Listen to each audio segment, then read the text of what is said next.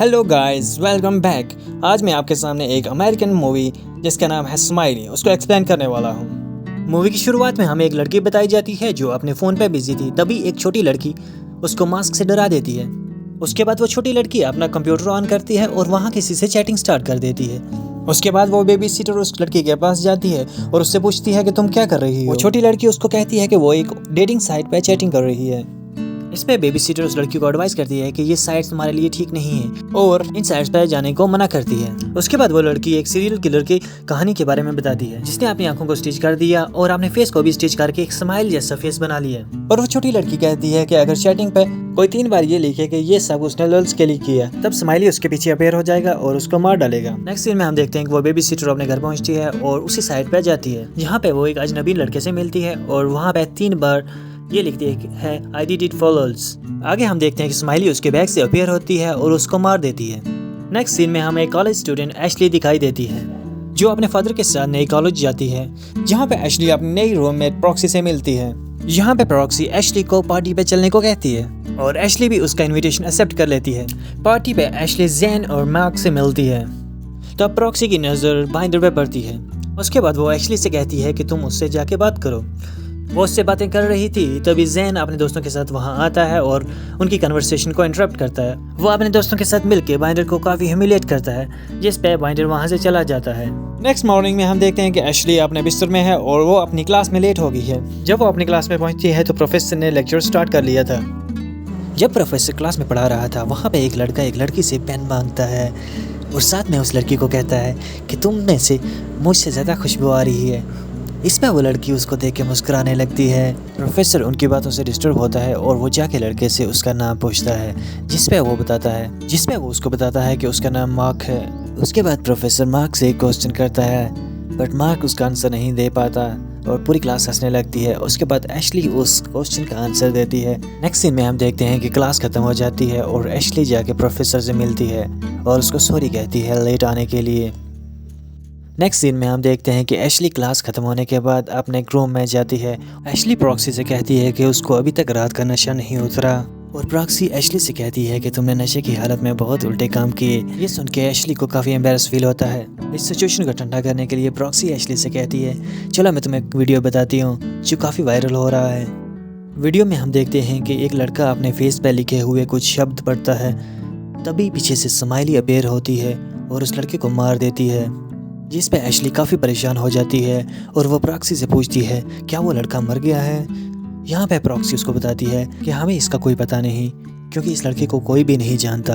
यहाँ पे Ashley proxy से कहती है कि हमें पुलिस को बताना चाहिए, लेकिन प्रॉक्सी मना कर देती है और कहती है कि इस लड़के के बारे में हम कुछ भी नहीं जानते हैं। उन दोनों के बीच में कुछ बातें होती हैं और उसके बाद वो कहती हैं कि ये वीडियो फेक हो सकता है क्योंकि ऐसा पॉसिबल नहीं है कि कोई भी पीछे से अपेयर होगा और मर्डर कर देगा। उसके बाद वो दोनों कहती हैं इसकी रियलिटी चेक करने का यही तरीका है, चलो हम भी ट्राई करती हैं।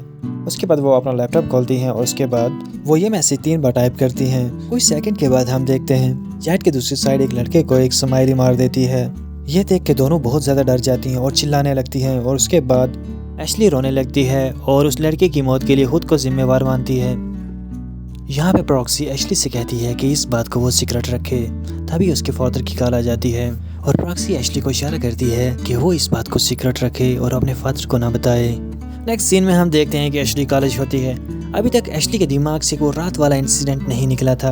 इसके बाद एशली लाइब्रेरी जाती है जहाँ पे उसकी मुलाकात बाइंडर से होती है।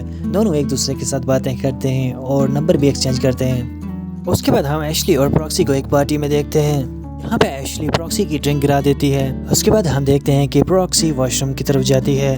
एशली ज़ैन और मार्क को पार्टी में देखती है और वो उनसे बात करने के लिए वहाँ जाती है, लेकिन यहाँ पे एशली उन सबको कहती है कि कैसे स्माइली ने एक फ्रेंड का मर्डर किया जिसका वीडियो वायरल है।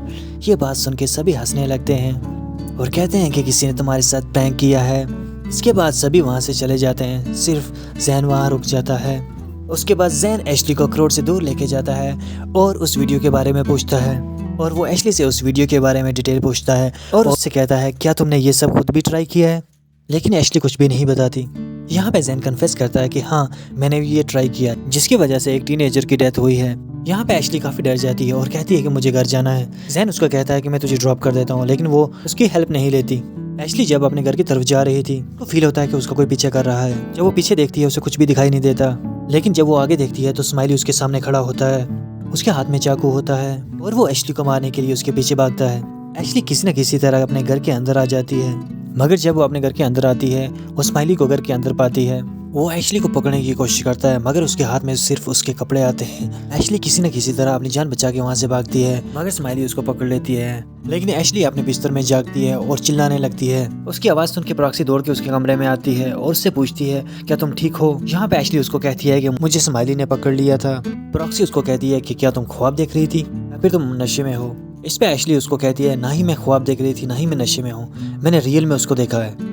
मगर वो प्रॉक्सी की बात मान लेती है और साइकेट्रिक को चेक करवाती है। साइकेट्रिक को मिलने के बाद एशली प्रॉक्सी से मिलती है और उसके बाद वो जैन के पास जाते हैं, जहाँ पे एशली को पता चलता है कि जैन हैकर है। यहाँ पे एशली जैन को समझाती है कि स्माइली एक इवल एंटिटी है। उसके बाद हम देखते हैं प्रोफेसर क्लास में सुपर नेचुरल चीज़ों के बारे में पढ़ा रहा था। तभी एशली अपनी नोटबुक खोलती है जिसमें उसको स्माइली की ड्राइंग मिलती है कि एशली हैरान हो जाती है। क्लास खत्म होने के बाद वो प्रोफेसर से मिलती है और प्रोफेसर को कहती है कि मुझे 1 मिनट आपसे बात करनी है, लेकिन प्रोफेसर उसकी बात नहीं सुनता और वो वहाँ से चला जाता है। उसके बाद एशली कंप्यूटर लैब में अकेले बैठ के इसके बारे में रिसर्च कर रही थी। तभी बाइंडर उसके पीछे आता है और वो डर जाती है। वो कंप्यूटर की तरफ देखता है और एशली से पूछता है कि तुम क्या कर रही हो। यहाँ पे एशली बाइंडर को स्माइली के बारे में बताती है और कहती है कि उसकी वजह से किसी की डेथ हुई है। यहाँ पे बाइंडर उसको कहता है कि उसने भी ट्राई किया लेकिन कुछ भी नहीं हुआ। एशली को गुस्सा आता है और वो वहाँ से चली जाती है।